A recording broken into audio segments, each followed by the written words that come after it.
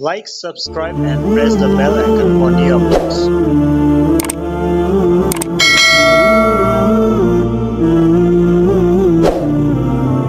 نحمده ونصلي ونسلم على رسوله الكريم اما بعد فاعوذ بالله من الشیطان الرجیم بسم اللہ الرحمن الرحیم جعل اللہ الکعبۃ البیت الحرام قیاما للناس والشہر الحرام والہدی والقلائد ذالک لتعلموا ان اللہ یعلم ما فی السماوات وما فی الارض وان اللہ بکل شیء علیم اعلموا ان اللہ شدید العقاب وان اللہ غفور رحیم ما علی الرسول الا البلاغ واللہ یعلم ما تبدون وما تکتمون قل لا يستوي الخبيث والطيب ولو أعجبك كثرة الخبيث فاتقوا الله يا أولي الألباب لعلكم تفلحون صدق الله العظيم اللهم صل على سيدنا ومولانا محمد وعلى آل سيدنا ومولانا محمد وبارك وسلم ثم صل عليه۔ ماقبل کے دو سبقوں اور دو درسوں کے اندر ہم نے شکار کے متعلق اور احرام والے شخص کے متعلق کچھ مسئلے پڑھے کہ اللہ آزماتا ہے، کبھی کہتا ہے حرام نہیں کھانا، کبھی فرمایا حلال نہیں کھانا جب کہ تم اس حالت میں ہو، کبھی اس طریقے سے کبھی اس طریقے سے۔ مقصد کیا ہے؟ اللہ دیکھنا چاہتا ہے کہ تم میں سے اچھا بندہ کون ہے، اللہ کا محبوب شخص کون ہے۔ الذی خلق الموت والحیات لیبلوکم ایکم احسن عملا، سورۃ التبارک الذی ہر روز پڑھتے ہیں، جو نہیں پڑھتے پڑھنے کی کوشش کیا کریں۔ اللہ کے نبی نے فرمایا جو سورۃ الملک میرے قرآن مجید میں ایک ایسی آیت ہے جس کی 30 آیتیں ہیں، جو میرے امتی اس سورت کو روزانہ تلاوت کرے گا اللہ قبر کی سختیوں سے اس کی حفاظت فرمائے گا، قبر کے عذاب سے اس کی حفاظت فرمائے گا۔ بہت خوبصورت صورت ہے۔ تو اس کی دوسری آیت میں اللہ کہتے ہیں ہم نے زندگی موت کیوں پیدا کی؟ ہم یہ دیکھنا چاہتے ہیں کہ اچھا عمل کون کرتا ہے۔ آج کے سبق میں بھی آ رہا ہے، کثرت کا اعتبار نہیں ہے۔ ایک بندے نے 1,00,000 نیکیاں کی ہیں، ریاکاری میں گئی، ایک بندے نے ایک نیکی کی ہے فرائض کے علاوہ لیکن اخلاص کے ساتھ کی، اللہ کو شاید وہ بھاری معلوم ہے۔ اس لیے اپنے عمل میں اخلاص پیدا کیجئے۔ آج کا سبق جو ہے یہ ہے نیازات اللہ کا بیان۔ بیت اللہ اور اسی طرح حرمت والے مہینے، اسی طرح وہ جانور جو پرانے زمانے میں حاجی اپنے ساتھ لے کر چلا کرتے تھے، وہ جانور، یہ قربانی کا جانور لے کے جا رہا ہوں۔ اگر کسی نے حج تمتع کرنا ہے وہ ساتھ دم شکر بھی لے کے جا رہا ہے اور قربانی کا جانور بھی لے کے جا رہا ہے۔ پھر قلائد، ابھی ایک لفظ آیا کہ اس کی تشریح پہلے بتا رہا ہوں۔ جانوروں کے گلے کے اندر مخصوص پٹا ڈال دیتے تھے یا ان کو زخمی کر کے خون لگا دیتے تھے، علامت ہوتی تھی کہ حاجی جا رہا ہے، حاجی کا جانور جا رہا ہے۔ اب اس کا فائدہ کیا ہوتا تھا؟ اللہ کہتے ہیں تم میرے گھر کی عظمت کا اندازہ لگاؤ کہ جو چیز میرے گھر کے لیے جا رہی ہے اللہ تعالیٰ اس کو اس طرح امن والا بنا دیتے کہ کوئی چور اس قافلے کے اندر چوری نہیں کیا کرتا تھا۔ یہ حاجیوں کا قافلہ جا رہا ہے، یہ اس دور کی بات ہے جی۔ اب تو الامان والحفیظ کہ انسان چاہے جتنے مبارک سفر پر جا رہا ہے اگر کسی کو موقع ملے گا تو وہ اس کو نہیں چھوڑے گا۔ فرمایا یہ ایمان کی گراوٹ ہے، نیچے سے نیچے چلے آ رہے ہیں۔ تو 4 چیزیں فرمایا ہم نے امن کا ذریعہ بنائی ہیں، اور اللہ کہتے ہیں تم اس چیز کا احساس ہونا چاہیے کہ اللہ ہی ہر چیز کا علم رکھتے ہیں، اور فرمایا جو ان باتوں پر عمل کرے گا اس کے لیے اچھا انجام ہے، جو نہیں مانے گا اس کے لیے بہت برا انجام ہے۔ آیت کا ترجمہ دیکھیے، پہلی 2 آیتوں کا۔ فرمایا جعل اللہ الکعبۃ البیت الحرام قیاما للناس والشہر الحرام والہدی والقلائد۔ جعل اللہ الکعبۃ، کر دیا اللہ نے کعبے کو، البیتا جو کہ گھر ہے، الحرام بزرگی والا، عزت والا گھر کعبہ جس کا نام ہے، کر دیا اللہ نے اس گھر کو قیاما للناس، واسطے کھڑے ہونے لوگوں کے لیے، واسطے قائم ہونے لوگوں کے لیے، لوگوں کے وہاں پر قیام کا ذریعہ بنا دیا۔ پوری دنیا سے لوگ چل کر اللہ کے گھر بیت اللہ کے اندر پہنچتے ہیں، وہاں پر قیام کرتے ہیں، وہاں پر طواف کرتے ہیں، حج اور عمرہ کرتے ہیں۔ اللہ نے اپنے گھر کو یہ عزت بخشی، یہ مقام بخشا۔ اللہ نے اس گھر کو، جو گھر بڑی حرمت والا ہے، بڑی بزرگی والا ہے، بڑی عزتوں والا ہے، اس کو لوگوں کے قیام کا ذریعہ بنا دیا۔ والشہر الحرام، اور حرمت والے مہینے کو بھی بزرگی کا، لوگوں کے قائم رہنے کا ذریعہ بنا دیا۔ ذی الحج کا مہینہ ہو یا محرم کا مہینہ ہو، ذی القعدہ کا مہینہ ہو یا رجب کا مہینہ ہو، والہدیہ، اور وہ جانور جو کعبے تک پہنچایا جائے، والقلائد، اور وہ جانور جس کے گلے میں پٹا ڈالا ہو۔ یہ جانور اور اللہ کا گھر اور حرمت والے مہینے، یہ لوگوں کے قیام کا ذریعہ بن گئے۔ کس لیے؟ ذالک لتعلموا، یہ تمام چیزیں اس لیے ہیں، لتعلموا، تاکہ تم جان لو کہ ان اللہ یعلم ما فی السماوات وما فی الارض، کہ بے شک اللہ کی ذات خوب جانتی ہے، اچھی طرح جانتی ہے، اچھی طرح علم رکھتی ہے، ما فی السماوات، جو کچھ ہے آسمانوں کے اندر، وما فی الارض، اور جو کچھ ہے زمین کے اندر، ساری کی ساری کائنات کا علم رکھنے والی ذات اللہ کی ذات ہے۔ وَأَنَّ اللَّهَ بِكُلِّ شَيْءٍ عَلِيمٌ، وجہ کیا ہے؟ اس لیے کہ بے شک اللہ کی ذات تمام چیزوں کا علم رکھنے والی ہے، ہر چیز کا اللہ کی ذات نے اپنے علم کے ذریعے احاطہ کر رکھا ہے۔ اللہ کے علم سے کوئی چیز باہر نہیں ہے۔ اعلموا، جان لو تم بھی یہ بات، ان اللہ شدید العقاب، بے شک اللہ کی ذات سخت سزا دینے والی ہے۔ اگر اللہ کے حکموں کو کوئی نہیں مانے گا، اگر اللہ کی نافرمانی سے باز نہیں آئے گا، پھر اللہ کی ذات سخت سزا بھی دیا کرتی ہے۔ اور اگر کوئی بندے اللہ کے حکموں کو مان لے، اللہ کے فرمان کو، اللہ کے فرامین کو اپنی زندگیوں میں نافذ کر لے میں، وَأَنَّ اللَّهَ غَفُورٌ رَحِيمٌ، ایسے بندے کے لیے بشارت ہے کہ بے شک اللہ کی ذات بخشنے والی ہے، رحیم، بہت مہربان ہے، بڑی مہربان اور بخشنے والی ذات وہ اللہ کی ذات ہے، اگر انسان اللہ کے کہا کو مان لے۔ چار چیزیں دی بیت اللہ کا وجود اس دنیا کائنات میں، یہ پوری کائنات کے لیے امن کا سبب بنا ہے۔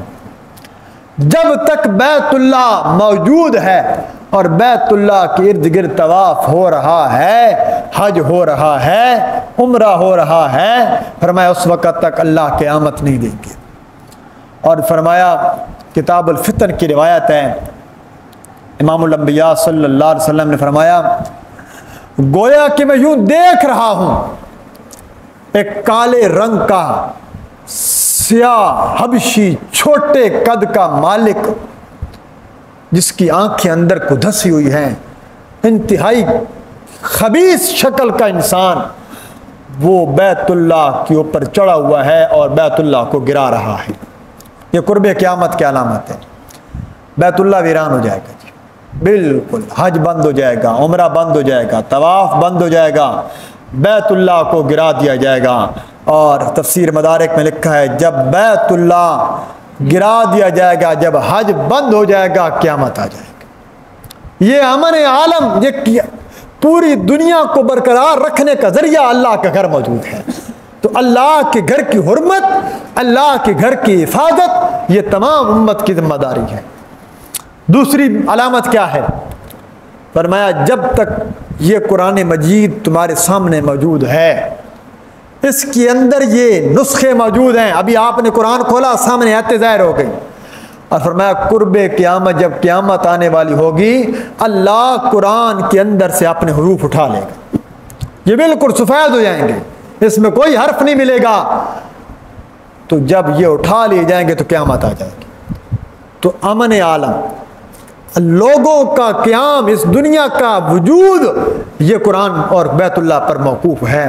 اور آج قرآن پر حملہ ہو رہا ہے تو ہمارے لیے کیا حکم ہے کہ ہم اس قرآن کو اپنے سینے سے لگائیں اور عالم اسلام کو اور پوری دنیا کو یہ پیغام دیں کہ قرآن ہمارے سینوں میں محفوظ ہے، یہ کسی سے ختم نہیں ہو سکے گا، یہ انشاءاللہ قیامت کی صبح تک قائم رہے گا، یہ پڑھا جاتا رہے گا. لیکن ایک اظہار ہوتا ہے اپنی غیرت ایمانی کا، تو اس کے لیے عالم حکومتی سطح پر بھی اعلان ہے، لیکن ہماری شہر کی سطح پر جو اجلاس ہوا آج بالی والی مسجد میں عصر کی نماز پر، اس کے اندر بھی یہ بات طے ہوئی کہ کل انشاءاللہ جمعہ کی نماز کے بعد بینک چوک میں 2 بجے وہ وہاں پر ہمارا جہاں جمعے کے فوراً بعد جو نمازی نماز پڑھ کے فوراً وہاں پہنچیں گے، وہاں ایک احتجاج ہوگا.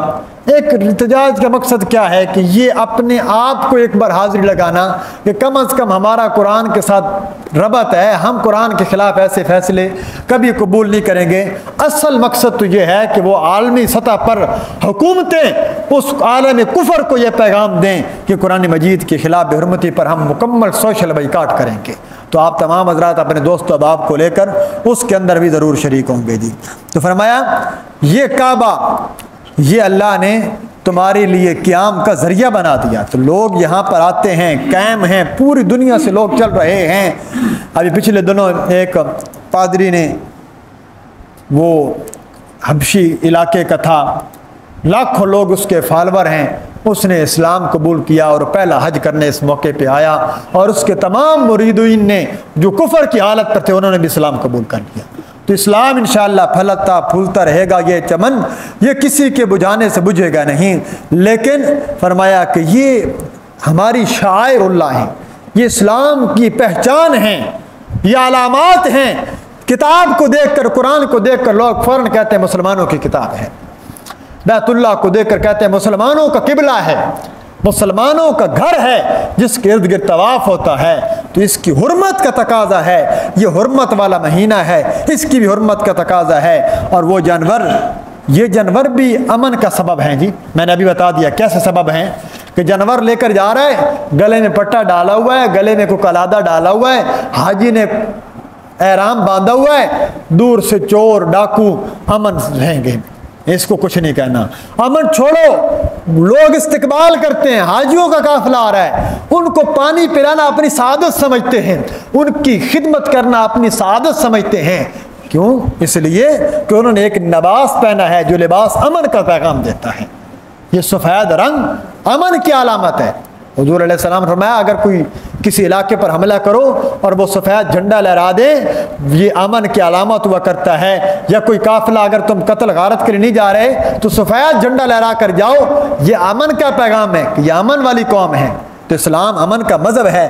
تو فرمایا یہ اس بات کی طرف دلالت دیتا ہے. البتہ فرمایا یہ نیازات اللہ کا بیان ہوا. اللہ کہتے ہیں جب یہ چاروں چیزیں ہم نے تمہارے امن کے لیے بنائیں تو جس ذات نے بنائیں وہ ذات عالم الغیب ہے، اور جو عالم الغیب ہے نظر نیاز اور منت منوتی قربانیاں جانور اسی کے نام پہ ذبح کیا کرو، اور نظر نیاز بھی اسی کے نام پہ دیا کرو، غیر اللہ کے نام پہ نہ دیا کرو. جس نے تمہارے لیے پوری دنیا کے اندر تمہیں عزتیں عطا کی ہیں، یہ اللہ کی ذات تمام باتوں کو جانتی ہے. مانو نہ مانو، اچھا نہیں مانتے نہ مانو، اللہ کہتے ہیں شدید العقاب، اللہ کی ذات بڑی سخت پکڑ والی ہے. اللہ جی مانتے ہیں، اللہ کہتے ہیں پھر غفور الرحیم ہے. اللہ جبار بھی ہے، قہار بھی ہے، رحمان الرحیم بھی ہے. رحمان رحیم ہے جب بندہ اللہ کا فرما بردار بنے، اور جبار قہار بھی ہے کہ جب بندہ اللہ کی نافرمانیوں پہ نافرمانیاں کرتا چلا جائے پھر اللہ ایسی پکڑ کرتا ہے کہ ساری کائنات کے لوگ مل کر اللہ کی پکڑ سے انسان کو بچا نہیں سکتے. اس لیے اللہ نے یہاں پر اپنی دونوں صفتیں ذکر کی ہیں کہ اللہ کے عذاب سے ڈر جاؤ اور اللہ سے معافی مانگ لو۔ باقی رہ گئی یہ بات کہ لوگوں کے مسئلے کا علم ہے یا نہیں ہوگا، تو فرمایا رسول کے ذمے جو ہوتا ہے وہ صرف پہنچانا ہے۔ یہ کتنا واضح اور کتنی بار میں بتا چکا، بار بار آیت آ رہی ہے۔ ہم نے گھر گھر جا کے نہیں بتانا نا، کہ لوگوں کو گھروں سے نکال دیں، لوگوں کو مسئلہ پتہ چل گیا، اب عمل کریں نہ کریں، علماء کی ذمہ داری مکمل ہو چکی ہے، ہم مسئلہ بتلا دیا گیا، نہیں مانتے تو اللہ نے جہنم بھی تو بھرنی ہے۔ اللہ کے نافرمان فرمایا کثرت کے ساتھ ہوں گے، قرب قیامت فرما بردار لوگ بہت مشکل سے ملیں گے۔ اور اللہ کہتے ہیں یہ کیوں کر رہے ہیں؟ آخری آیت میں ابھی جو ترجمہ آئے گا، فرمایا کہ ہم خبیث اور طیب کو الگ الگ کرنا چاہتے ہیں۔ دکاندار کے پاس مال آئے نا، فروٹ کی ریڑھی کھولتا ہے نا پیٹی، اس میں کچھ فروٹ گندے ہوتے ہیں، وہ کیوں کرتا ہے؟ وہ فوراً وہ فروٹ نکالے گا، وہ الگ رکھ دے گا۔ اگر یہ اس میں پڑے رہے سارے فروٹ کیا ہو جائیں گے؟ گندے ہو جائیں گے، خراب ہو جائیں گے۔ اللہ کہتے ہیں ہم یہ آیتیں اتارتے ہیں، ہم یہ حکم دے رہے ہیں کہ غیر اللہ کی نیاز کو اللہ کی نیاز سے الگ کر دو، حرام مال کو حلال سے الگ کر دو، پاکیزہ چیز کو غیر پاکیزہ سے الگ کر دو۔ ایک ہی گھر میں حلال اور حرام کا مال نہیں ہو سکتا، ایک ہی جگہ پر حلال اور حرام، رشوت اور سود اور حلال کی کمائی جمع نہیں ہو سکتی، ایک ہی جگہ پر اللہ کے نام پر ذبح کیا ہوا جانور اور غیر اللہ کے تقرب پر نام پر ذبح کیا ہوا جانور جمع نہیں ہو سکتے۔ اگر جمع کرو گے فرمایا یہ تو تم نے۔ اچھا ایک اور سوال، آخری سوال یہ ہے کہ غیر اور اللہ کی نافرمان لوگوں کی کثرت ہے، تو اب اس کی علامت یہ نہیں ہے کہ کثرت ہے تو پھر وہ حق پر ہیں۔ اللہ کہتے ہیں کثرت کا ہونا حق پر نہیں ہے، اگرچہ ان کی تعداد تمہیں اچھی لگے، وہ تعداد میں زیادہ ہوں گے، وہ رسموں کے اندر زیادہ ہوں گے۔ آج اگر بدعات کے خلاف کھڑے ہوں، 4 لوگ ادھر کھڑے ہوں گے، 1000 ادھر کھڑا ہوگا، کیوں؟ وہ لوگوں کے مزاج کے مطابق ہے۔ اللہ کہتے ہیں کثرت کی طرف نہیں دیکھنا، صراط مستقیم پہ چلتے رہنا، اگرچہ اکیلے بھی چلنا پڑے، یہ تمہاری دلیل ہوگی۔ یہ تو جمہوریت کوئی ضروری نہیں ہے، جمہوریت ایک طرز حکومت ہے کہ جس میں بندوں کو گنا کرتے ہیں، تولا نہیں کرتے، اس میں وزن نہیں کیا جاتا کہ ایک مفتی، ایک علامہ، ایک پیر، ایک متقی، ایک نمازی، ایک پرہیزگار بندہ ووٹ دے رہا ہے، اور ایک طرف 10 بندے یہ ہیں، 50 بندے شرابی ہیں، زانی ہیں، چور ہیں۔ جمہوریت کہتی ہے کہ یہ بندے جیت گئے، کیوں؟ تعداد میں زیادہ ہے۔ اسلام اس کا تصور نہیں کرتا۔ اسلام کہتا ہے کل بھی آیا، ذوا عدل منکم، عدل والے لوگوں کو تلاش کیا کرو، صاحب رائے لوگوں سے رائے لیا کرو، ہر بندے کی رائے نہیں لی جاتی۔ اگر ہر معاملے میں ہر بندے کی رائے لی جائے گی تو پھر اس طرح کی حکومتیں ہمارے اوپر مسلط ہوں، پھر اس طرح کے عذاب آئیں گے۔ کیا مطلب؟ کہ مطلب یہ ہے کہ تم خلافت کے نظام کے لیے کوشش کرو، ایک صاحب رائے لوگوں کی جماعت تیار کرو جو تمہیں عالم اسلام کے اندر ممتاز کر دے اور اسلام کا پرچم بلند کرے۔